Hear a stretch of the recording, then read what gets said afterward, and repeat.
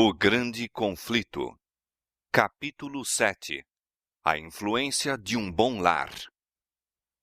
Preeminente entre os que foram chamados para dirigir a Igreja das trevas do papado à luz de uma fé mais pura, acha-se Martinho Lutero. Zeloso, ardente e dedicado, não conhecendo outro temor senão o de Deus, e não reconhecendo outro fundamento para a fé religiosa além das Escrituras Sagradas, Lutero foi o homem para o seu tempo. Por meio dele, Deus efetuou uma grande obra para a reforma da Igreja e esclarecimento do mundo. Como os primeiros arautos do Evangelho, Lutero proveio das classes pobres.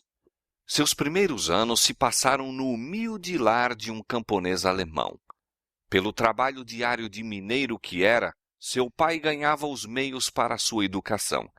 Ele o destinava a ser advogado, mas Deus tencionava fazer dele um construtor no grande templo que tão vagarosamente se vinha erigindo através dos séculos. Dificuldades, privações e severa disciplina foram a escola na qual a sabedoria infinita preparou Lutero para a importante missão de sua vida. O pai de Lutero era homem de espírito forte e ativo, e de grande força de caráter, honesto, resoluto e correto. Era fiel às suas convicções de dever, fossem quais fossem as consequências. Seu genuíno bom senso levava-o a considerar com desconfiança a organização monástica. Ficou muito desgostoso quando Lutero, sem seu consentimento, entrou para o convento, só se reconciliando com o filho passados 2 anos, e mesmo então, suas opiniões permaneceram as mesmas. Os pais de Lutero dispensavam grande cuidado à educação e ensino dos filhos. Esforçavam-se por instruí-los no conhecimento de Deus e prática das virtudes cristãs. Ouvida por seu filho, muitas vezes acendia ao céu a oração do pai, a fim de que o filho pudesse lembrar-se do nome do Senhor e um dia auxiliar no avançamento de sua verdade. Todas as vantagens para a cultura moral ou intelectual que sua vida de trabalhos lhes permitia gozar, aproveitavam-nas avidamente aqueles pais. Ardorosos e perseverantes eram seus esforços por preparar os filhos para uma vida piedosa e útil. Com sua firmeza e força de caráter, muitas vezes exerciam severidade excessiva, mas o próprio reformador, embora consciente de que em alguns aspectos haviam errado, encontrava em sua disciplina mais para aprovar do que para condenar.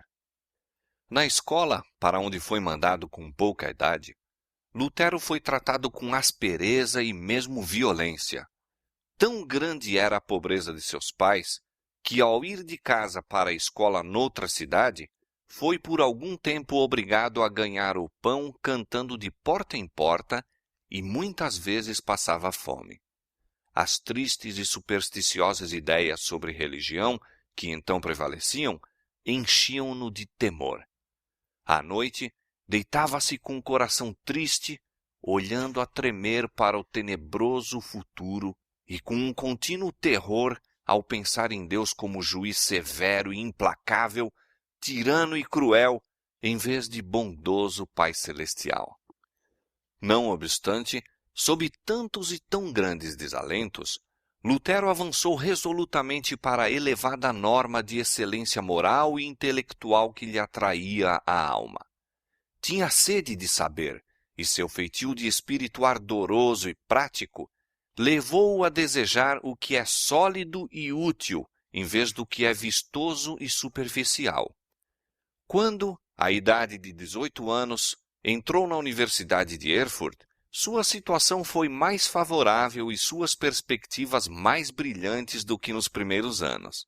Os pais, havendo pela economia e trabalho conseguido certo bem-estar, puderam prestar-lhe todo o auxílio necessário. E a influência de amigos judiciosos diminuiu até certo ponto os efeitos sombrios de seu ensino anterior. Aplicou-se ao estudo dos melhores autores entesourando diligentemente seus mais ponderados conceitos e fazendo sua própria a sabedoria dos sábios. Mesmo sob a ríspida disciplina dos mestres anteriores, cedo apresentara a ele promessa de distinção, e sob influências favoráveis, seu espírito logo se desenvolveu. Memória retentiva, vívida imaginação, poderosa faculdade de raciocinar e aplicação incansável, colocaram-no logo em primeiro lugar entre seus companheiros. A disciplina intelectual amadureceu-lhe o entendimento, despertando uma atividade de espírito e agudeza de percepção que o estavam preparando para os embates da vida. O temor do Senhor habitava no coração de Lutero, habilitando-o a manter sua firmeza de propósito e levando-o à profunda humildade perante Deus. Ele tinha uma constante intuição de sua dependência do auxílio divino e não deixava de iniciar cada dia com oração, enquanto o íntimo estava continuamente a respirar uma súplica de guia e apoio. Orar bem, dizia ele muitas vezes, é a melhor metade do estudo. Enquanto um dia examinava os livros da biblioteca da universidade, Lutero descobriu uma Bíblia latina. Nunca antes vira tal livro. Ignorava mesmo sua existência. Tinha ouvido porções dos evangelhos e epístolas que se liam ao povo no culto público e supunha que isso fosse a escritura toda.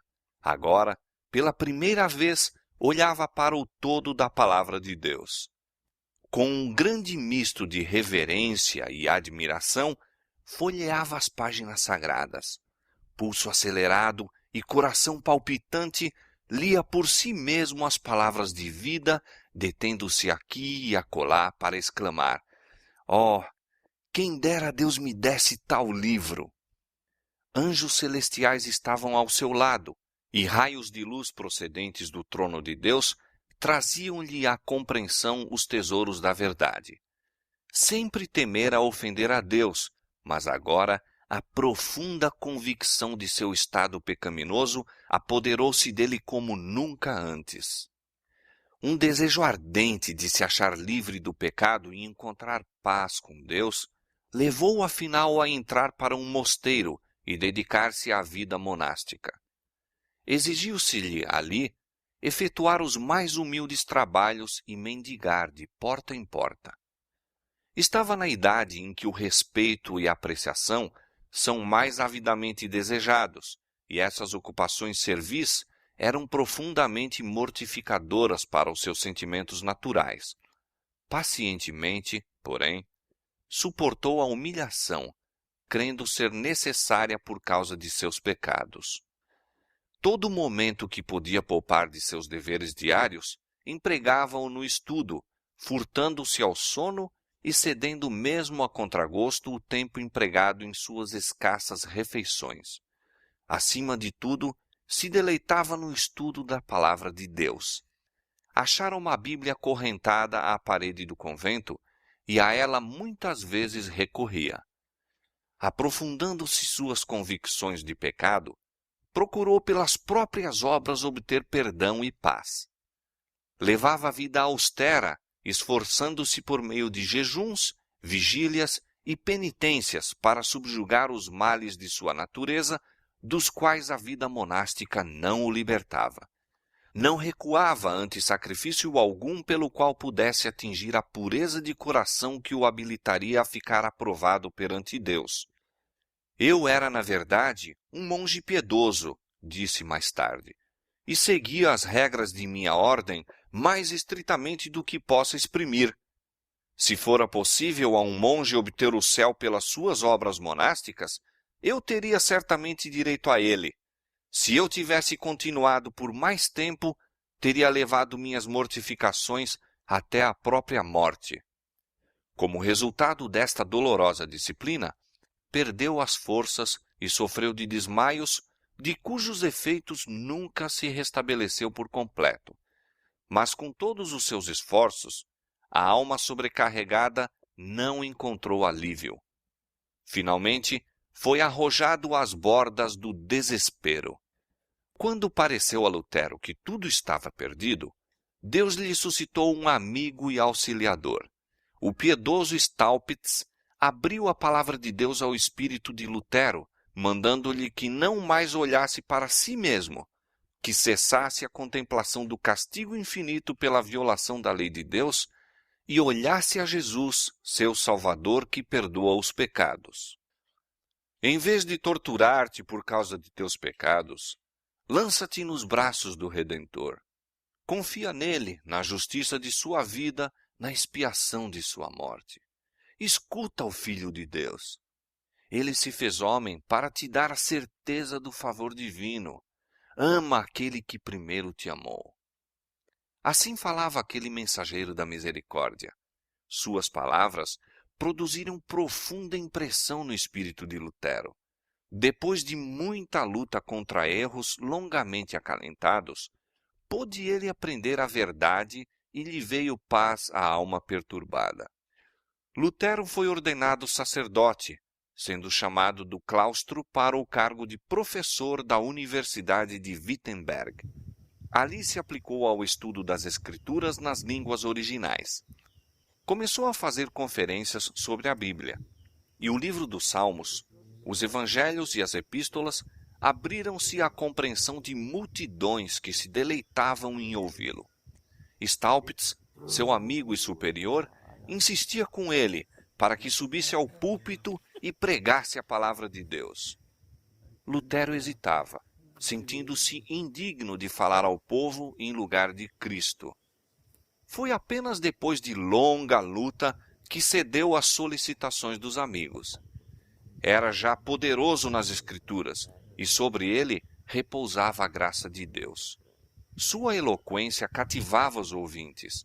A clareza e poder com que apresentava a verdade levavam-nos à convicção e seu fervor tocava os corações. Lutero ainda era um verdadeiro filho da Igreja Papal e não tinha ideia alguma de que houvesse de ser alguma outra coisa. Na providência de Deus, foi levado a visitar Roma. Seguiu viagem a pé, hospedando-se nos mosteiros pelo caminho. Em um convento na Itália, encheu-se de admiração ante a riqueza, magnificência e luxo que testemunhou. Dotados de uma receita principesca, os monges habitavam em esplêndidos compartimentos, ornamentavam-se com as mais ricas e custosas vestes e banqueteavam-se em suntuosas mesas. Com dolorosos pressentimentos, Lutero contrastou essa cena com a renúncia e rigores de sua própria vida. O espírito estava se lhe tornando perplexo. Afinal, contemplou à distância a cidade das 7 colinas. Com profunda emoção, prostrou-se ao solo, exclamando: Santa Roma, eu te saúdo! Entrou na cidade, visitou as igrejas, ouviu as histórias maravilhosas repetidas pelos padres e monges e cumpriu todas as cerimônias exigidas. Por toda parte, via cenas que o enchiam de espanto e horror. Observava a iniquidade que existia entre todas as classes do clero. Ouviu gracejos imorais dos prelados e horrorizou-se com sua espantosa profanidade mesmo durante a missa. Ao associar-se aos monges e cidadãos, deparou com desregramento, libertinagem. Para onde quer que se volvesse, encontrava sacrilégio em lugar de santidade. Ninguém pode imaginar, escreveu ele, que pecados e ações infames se cometem em Roma. Precisam ser vistos e ouvidos para serem cridos. Por isso costumam dizer, se há inferno, Roma está construída sobre ele. É um abismo donde procede toda espécie de pecado. Por um decreto recente, fora prometida pelo Papa certa indulgência a todos os que subissem de joelhos a escada de Pilatos, que se diz ter sido descida por nosso Salvador ao sair do tribunal romano e miraculosamente transportada de Jerusalém para Roma. Lutero estava certo dia subindo devotamente esses degraus, quando de súbito uma voz semelhante a trovão pareceu dizer-lhe: "O justo viverá da fé." Ergueu-se de um salto e saiu apressadamente do lugar, envergonhado e horrorizado. Esse texto nunca perdeu a força sobre sua alma. Desde aquele tempo, viu mais claramente do que nunca o engano de se confiar nas obras humanas para a salvação e a necessidade de fé constante nos méritos de Cristo. Tinham-se-lhe aberto os olhos e nunca mais se deveriam fechar aos enganos do papado. Quando ele deu as costas a Roma, também dela volveu o coração e desde aquele tempo o afastamento se tornou cada vez maior até romper todo o contato com a Igreja Papal. Depois de voltar de Roma, Lutero recebeu na Universidade de Wittenberg o grau de doutor em teologia.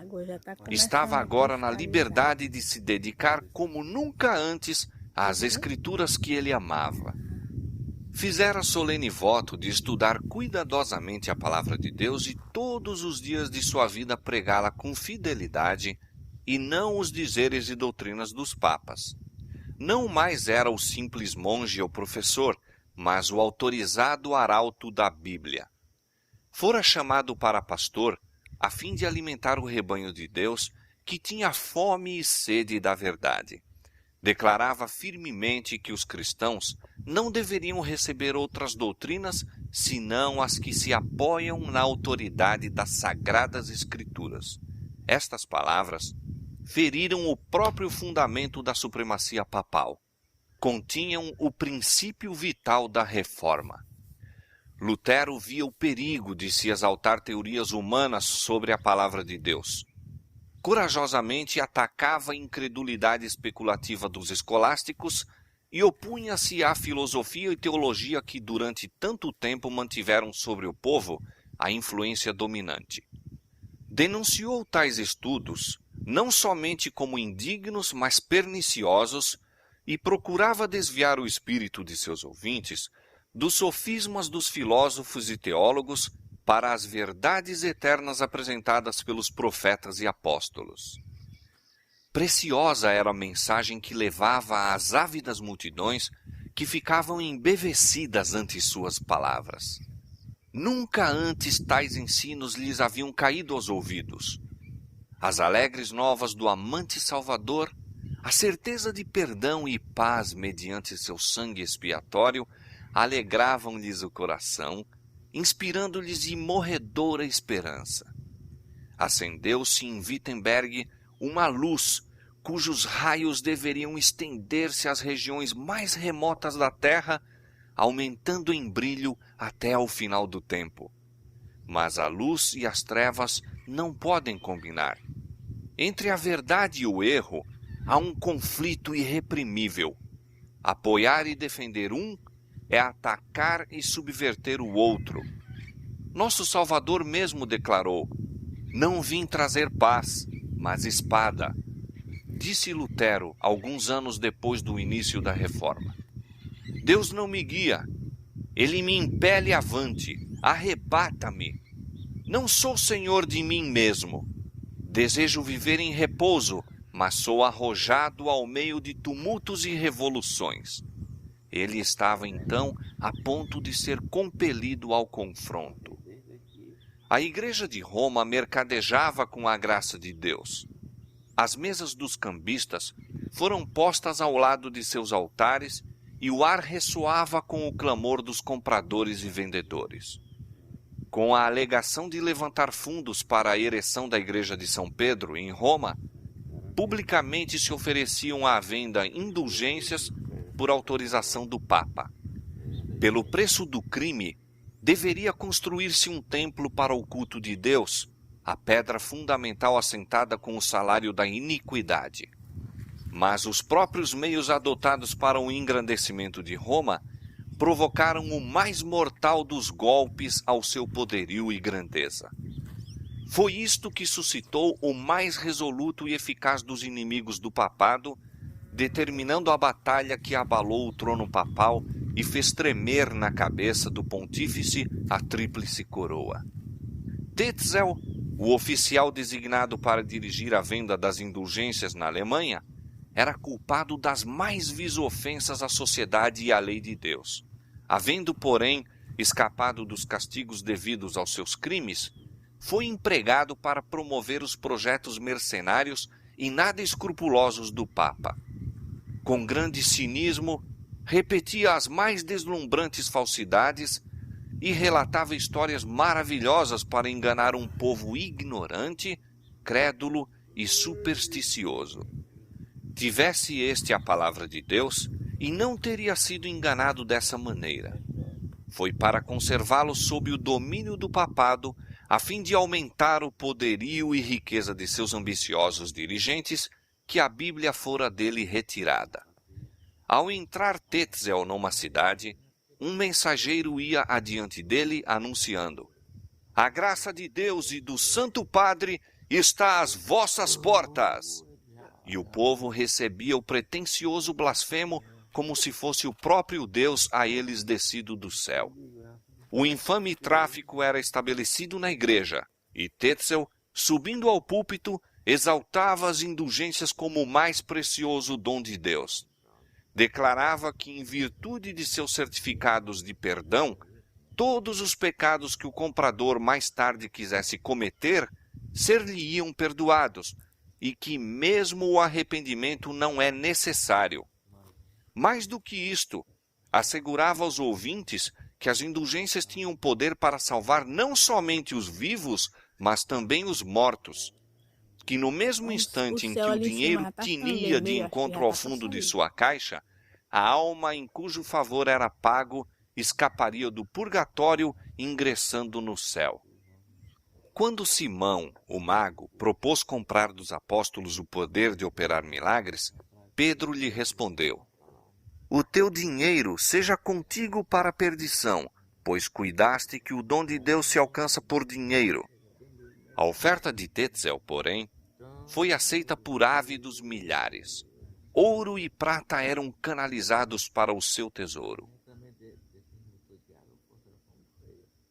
Uma salvação que se poderia comprar com dinheiro obtinha-se mais facilmente do que a que exige o arrependimento, fé e esforço diligente para resistir ao pecado e vencê-lo.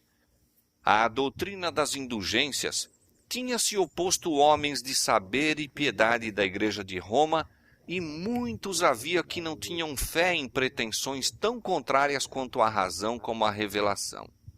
Nenhum prelado ousou erguer a voz contra este iníquo comércio, mas o espírito dos homens estava se tornando perturbado e desassossegado, e muitos com avidez inquiriam se Deus não operaria mediante algum instrumento a purificação de sua igreja.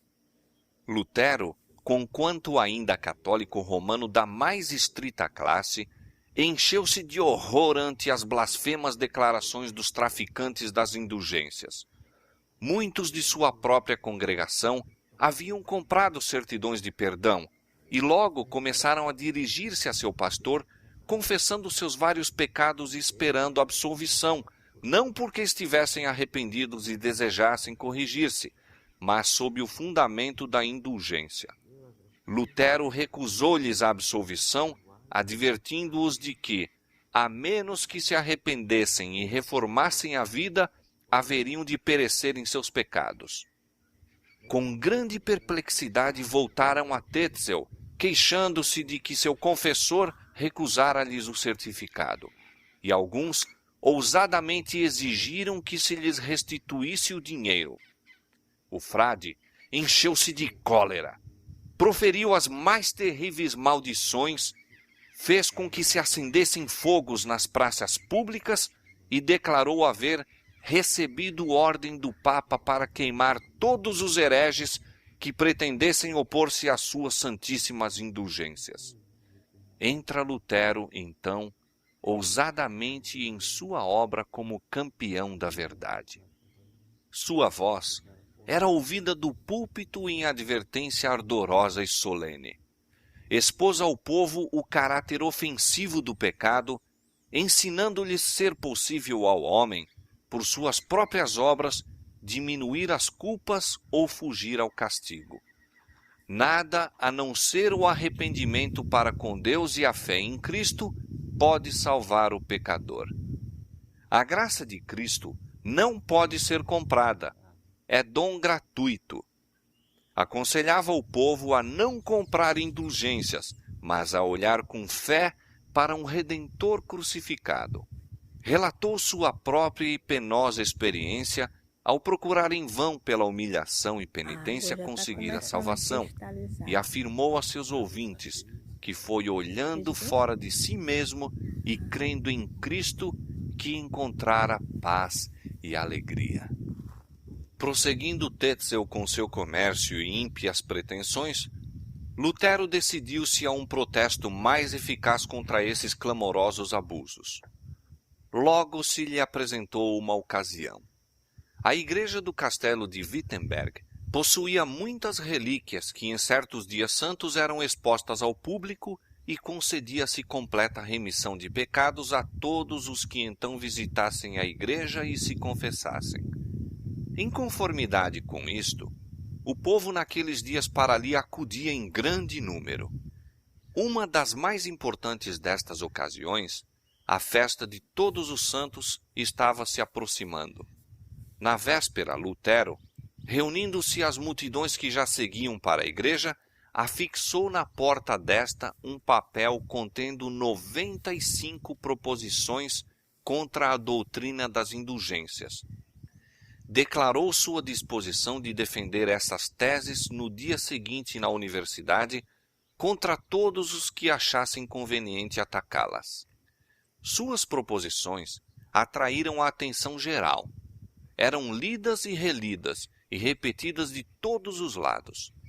Estabeleceu-se grande excitação na universidade e na cidade inteira.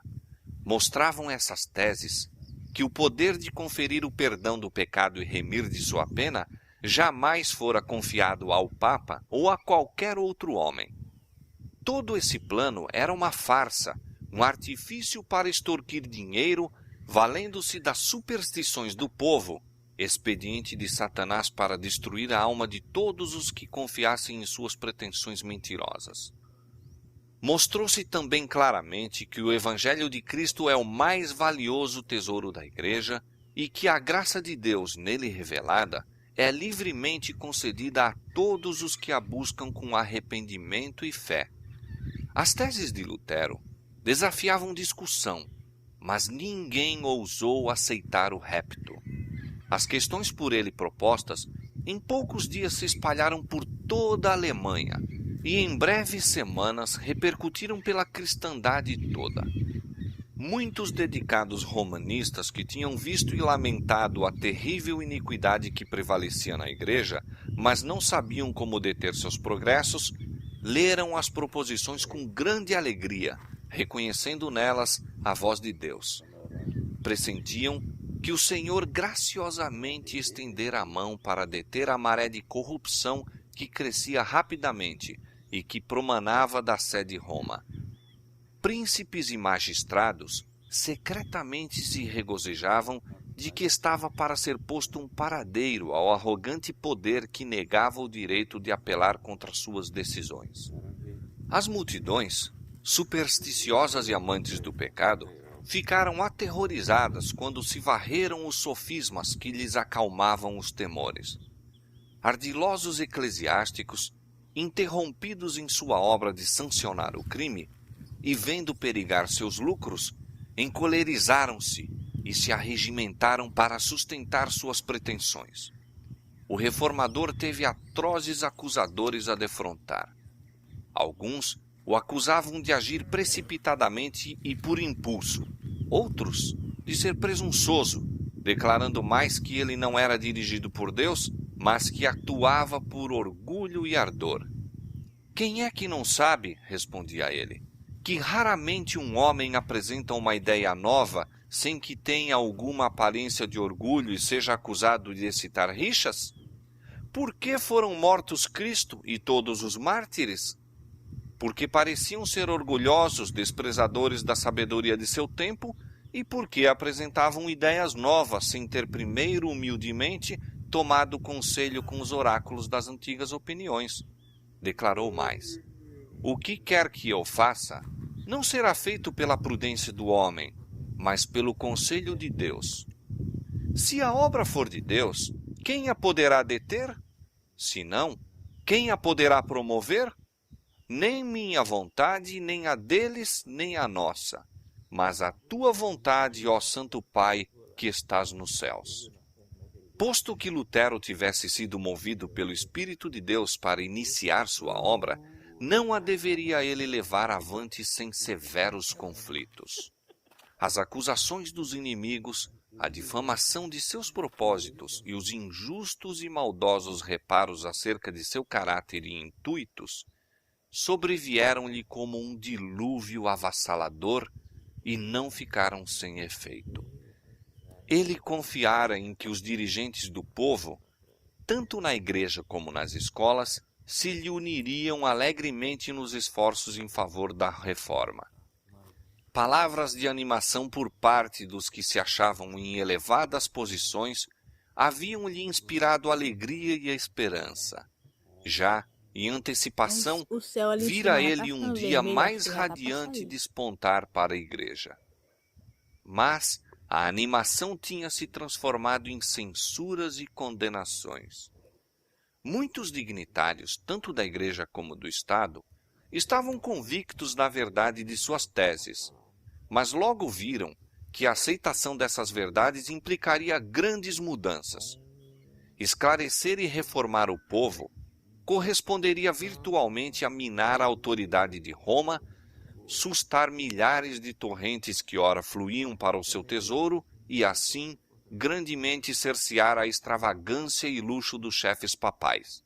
Demais, ensinar o povo a pensar e agir como seres responsáveis, buscando apenas de Cristo a salvação, subverteria o trono do pontífice, destruindo finalmente sua própria autoridade.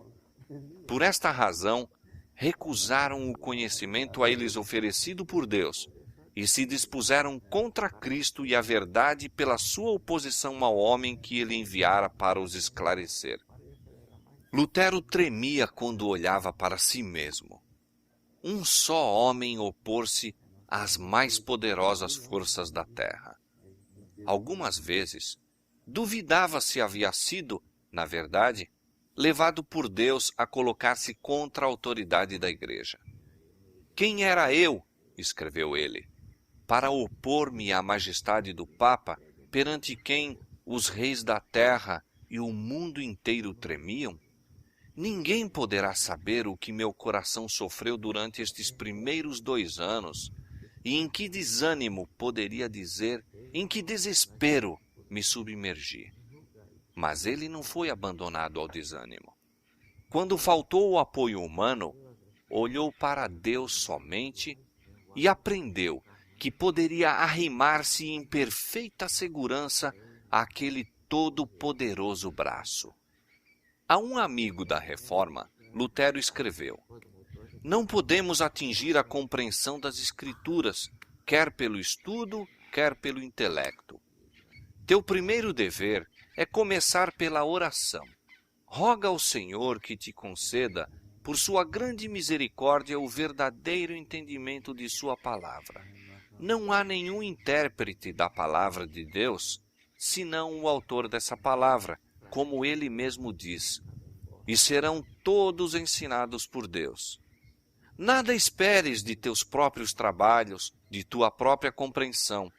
Confia somente em Deus e na influência de seu Espírito. Crê isto pela palavra de um homem que tem tido experiência. Eis aqui uma lição de importância vital para os que sentem que Deus os chamou a fim de apresentar a outrem as verdades solenes para este tempo. Estas verdades suscitarão a inimizade de Satanás e dos homens que amam as fábulas que ele imaginou. No conflito com os poderes do mal, há necessidade de algo mais do que força de intelecto e sabedoria humana. quando inimigos apelavam para os costumes e tradições, ou para as afirmações de autoridade do Papa, Lutero os enfrentava com a Bíblia, e com a Bíblia unicamente. Ali estavam argumentos que não podiam refutar. Portanto, os escravos do formalismo e superstição clamavam por seu sangue, como fizeram os judeus pelo sangue de Cristo. Ele é um herege, bradavam os zelosos romanos. É alta traição à igreja permitir que tal horrível herege viva por 1 hora a mais. Armem-se imediatamente para ele a forca. Lutero, porém, não caiu vítima da fúria deles. Deus tinha uma obra para ele fazer, e a fim de o proteger foram enviados anjos do céu. Entretanto, muitos que de Lutero tinham recebido a preciosa luz tornaram-se objeto da ira de Satanás e, por amor à verdade, sofreram corajosamente tortura e morte. Os ensinos de Lutero atraíram a atenção dos espíritos pensantes de toda a Alemanha.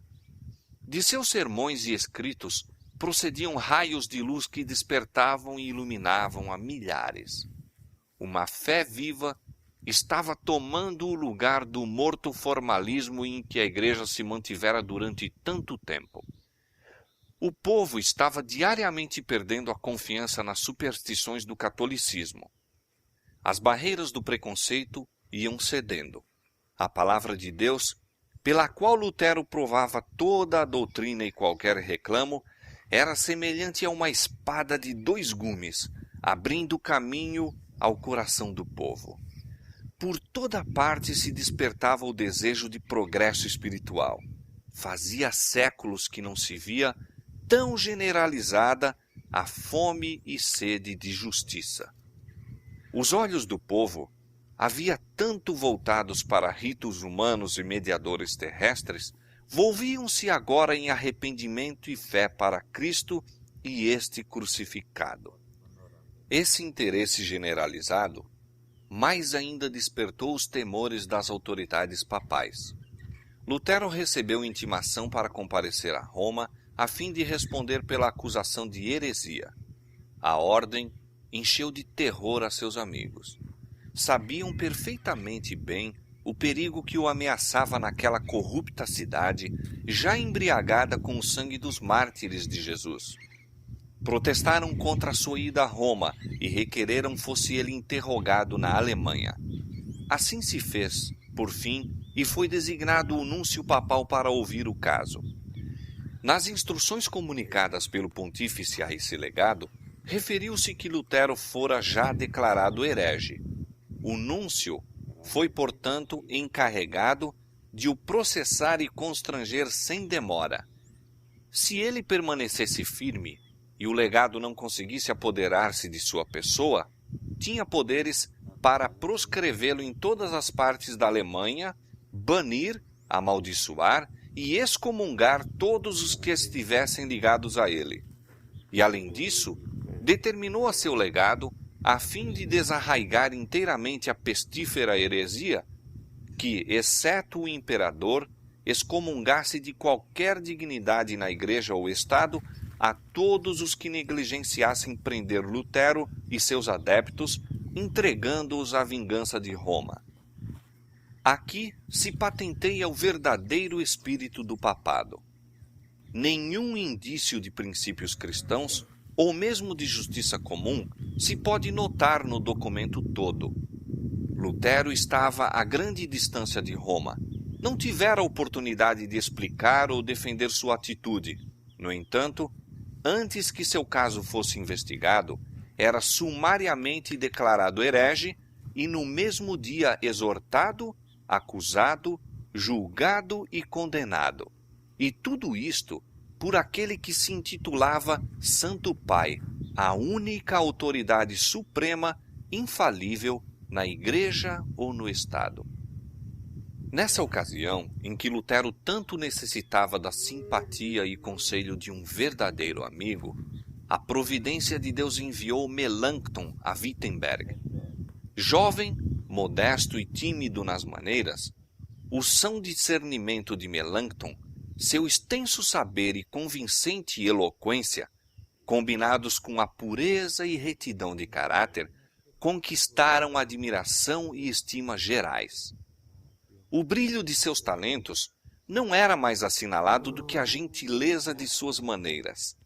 Logo, se tornou um fervoroso discípulo do Evangelho, o amigo de mais confiança e valioso apoio para Lutero, servindo sua brandura, prudência e exatidão de complemento à coragem e energia daquele.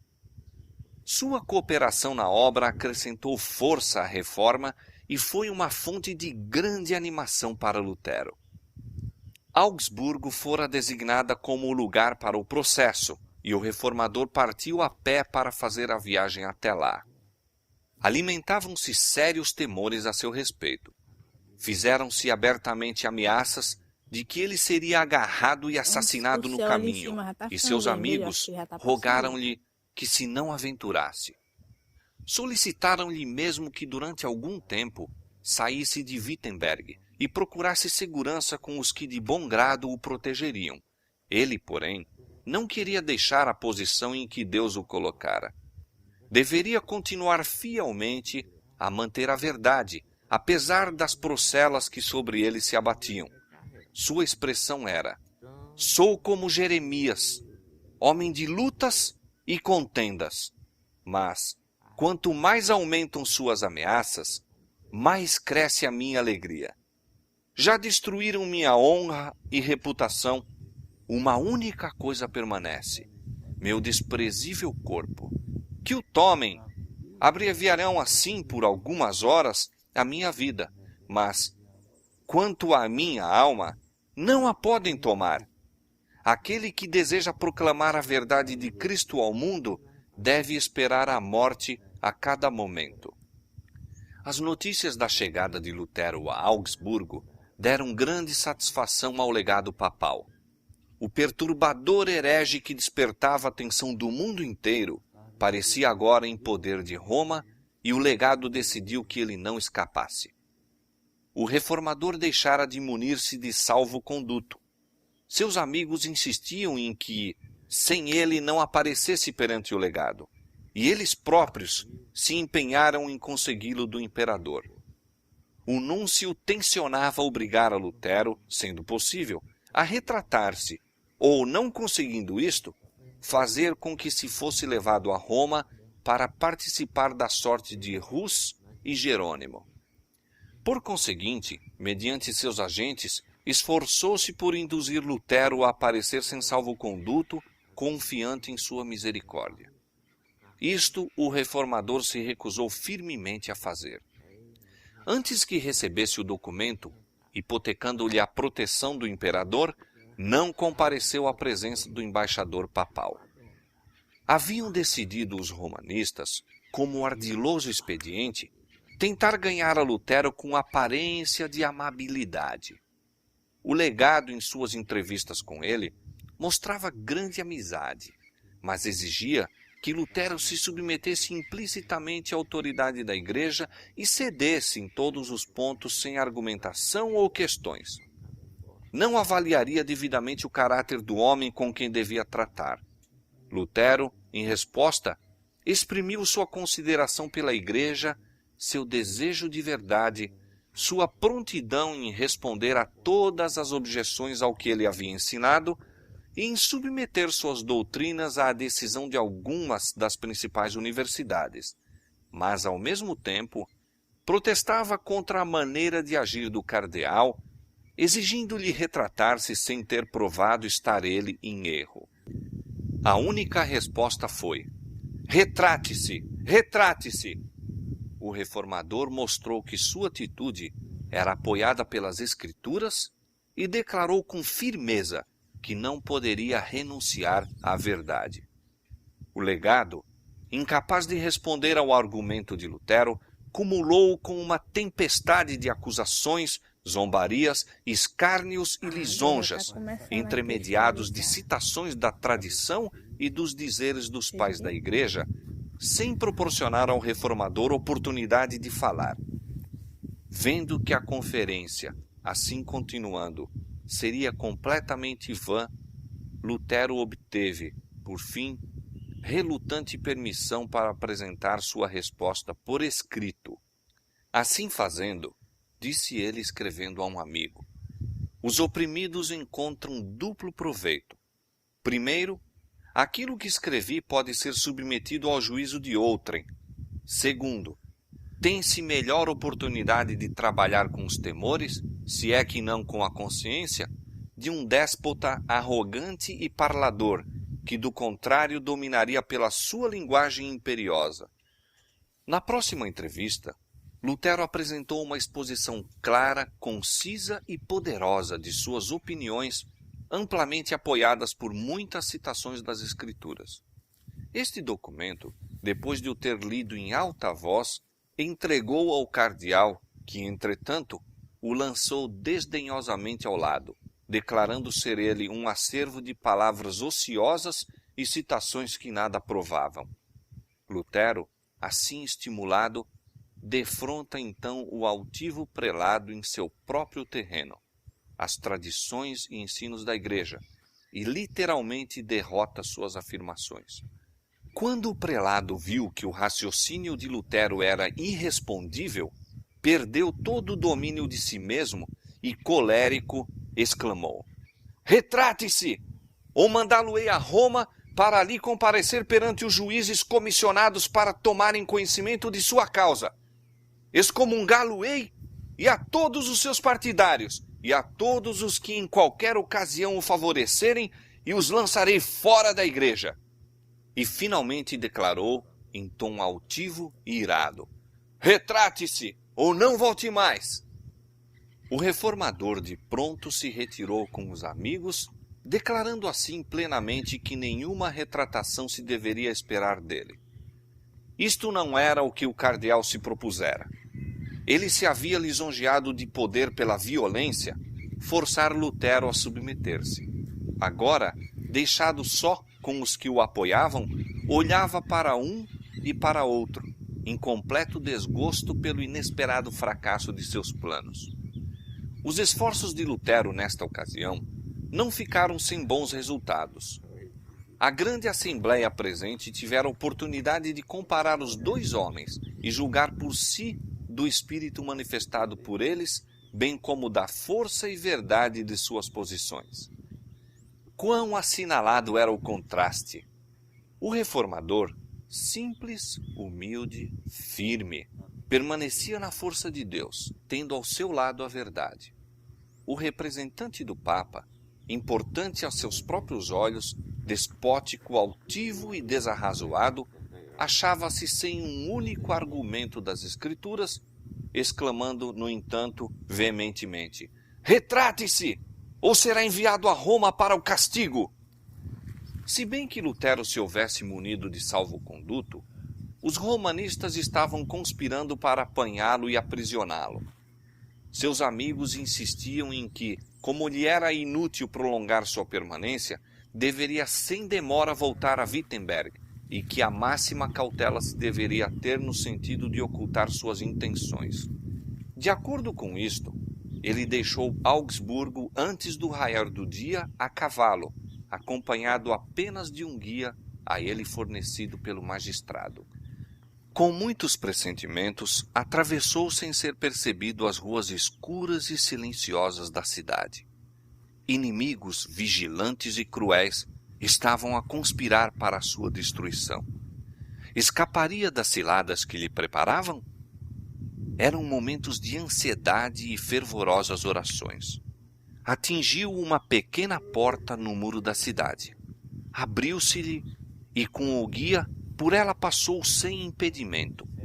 Uma vez livres do lado de fora, os fugitivos apressaram a fuga e, antes que o legado soubesse da partida de Lutero, achava-se ele além do alcance de seus perseguidores. Satanás e seus emissários estavam derrotados. O homem que haviam pensado estar em seu poder tinha-se ido, escapara-se, como um pássaro da armadilha do caçador. Com as notícias da fuga de Lutero, o legado ficou opresso de surpresa e cólera. Esperava ele receber grande honra por seu tino e firmeza ao tratar com o perturbador da igreja, mas frustrara-se-lhe a esperança.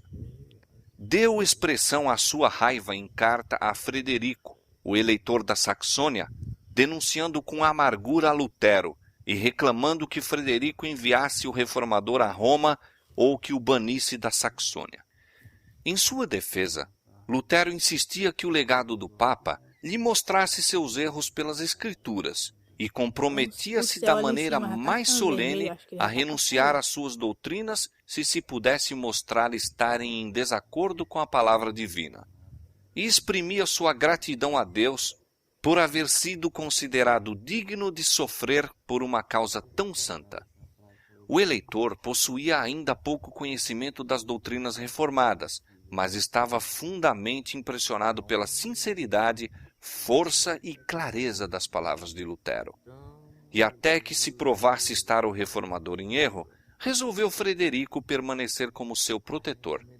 Em resposta ao pedido do legado, escreveu: Visto que o doutor Martinho compareceu perante vós, em Augsburgo, deveríeis estar satisfeito.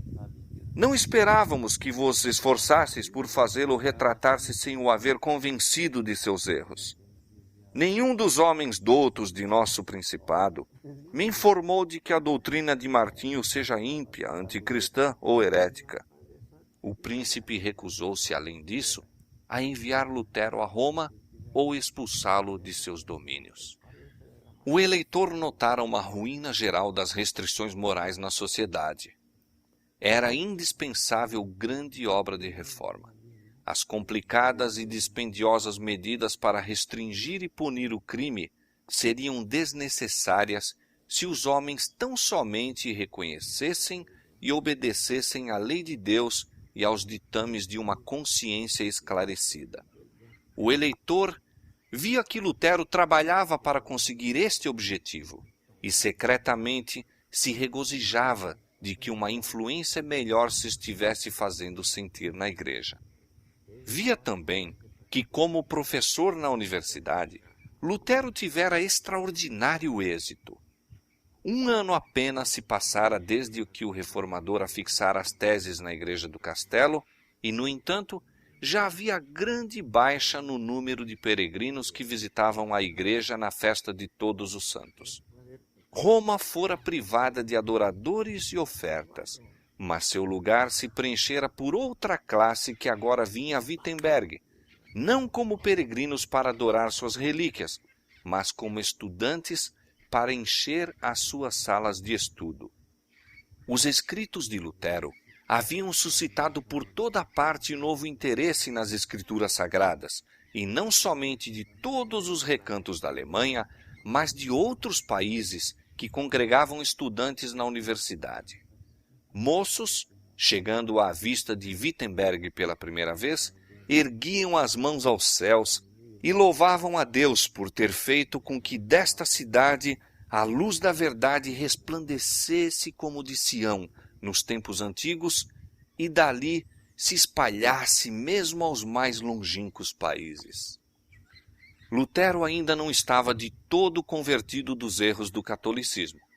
Enquanto, porém, comparava as Santas Escrituras com os decretos e constituições papais, enchia-se de espanto. Estou lendo, escreveu ele, os decretos dos pontífices e não sei se o Papa é o próprio Anticristo ou seu apóstolo. Em tão grande maneira Cristo é neles representado falsamente e crucificado. No entanto, Lutero nessa ocasião era ainda adepto da Igreja de Roma e não tinha o pensamento de que em algum tempo se separaria de sua comunhão. Os escritos e doutrinas do reformador estendiam-se a todas as nações da cristandade. A obra espalhou-se à Suíça e Holanda. Exemplares de seus escritos tiveram ingresso na França e Espanha. Na Inglaterra, seus ensinos eram recebidos como palavras de vida. À Bélgica e Itália também se estendeu a verdade.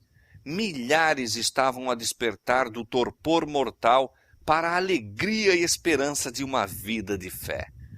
Roma exasperou-se cada vez mais com os ataques de Lutero e por alguns de seus fanáticos oponentes foi declarado, mesmo por doutores das universidades católicas, que aquele que matasse o monge rebelde estaria sem pecado. Certo dia, um estranho, com uma arma de fogo escondida sob a capa, aproximou-se do reformador e perguntou por que ia assim sozinho. "Estou nas mãos de Deus", respondeu. "Ele é minha força e meu escudo. Que me poderá fazer o homem?" Ouvindo estas palavras, o estranho empalideceu e fugiu, como se fosse da presença de anjos do céu. Roma estava empenhada na destruição de Lutero, mas Deus era a sua defesa. Suas doutrinas eram ouvidas em toda parte, nas cabanas e nos conventos, nos castelos dos nobres, nas universidades e nos palácios dos reis. E homens nobres surgiram por toda parte para amparar-lhe os esforços. Foi aproximadamente por esse tempo que Lutero, lendo as obras de Hus, achou que a grande verdade da justificação pela fé, que ele próprio procurava sustentar e ensinar, tinha sido mantida pelo reformador boêmio. "Nós todos", disse Lutero, "Paulo, Santo Agostinho e eu mesmo, temos sido hussitas sem o saber. Deus certamente disso tomará contas ao mundo", continuou ele, "de que a verdade a ele pregada há 1 século tenha sido queimada." Num apelo ao imperador e à nobreza da Alemanha em favor da reforma do cristianismo, Lutero escreveu relativamente ao Papa: "É horrível contemplar o homem que se intitula vigário de Cristo a ostentar uma magnificência que nenhum imperador pode igualar. É isso ser semelhante ao pobre Jesus ou ao humilde Pedro? Ele é, dizem, o Senhor do mundo, mas Cristo, cujo vigário ele se jacta de ser, disse: Meu reino não é deste mundo. Podem os domínios de um vigário estender-se além dos de seu superior? Assim escreveu ele acerca das universidades. Receio muito que as universidades se revelem grandes portas do inferno, a menos que diligentemente trabalhem para explicar as Santas Escrituras e gravá-las no coração dos jovens. Não aconselho ninguém a pôr seu filho onde as Escrituras não reinem supremas. Toda instituição em que os homens não se achem incessantemente ocupados com a palavra de Deus tem de tornar-se corrupta. Esse apelo circulou rapidamente por toda a Alemanha e exerceu poderosa influência sobre o povo. A nação toda foi abalada e multidões se animaram a regimentar-se em redor do estandarte da reforma. Os oponentes de Lutero, ardentes no desejo de vingança, insistiam em que o Papa tomasse medidas decisivas contra ele. Decretou-se que suas doutrinas fossem imediatamente condenadas. 60 dias foram concedidos ao reformador e a seus adeptos, findo os quais, se não as abandonassem, deveriam todos ser excomungados. Foi uma crise terrível para a reforma.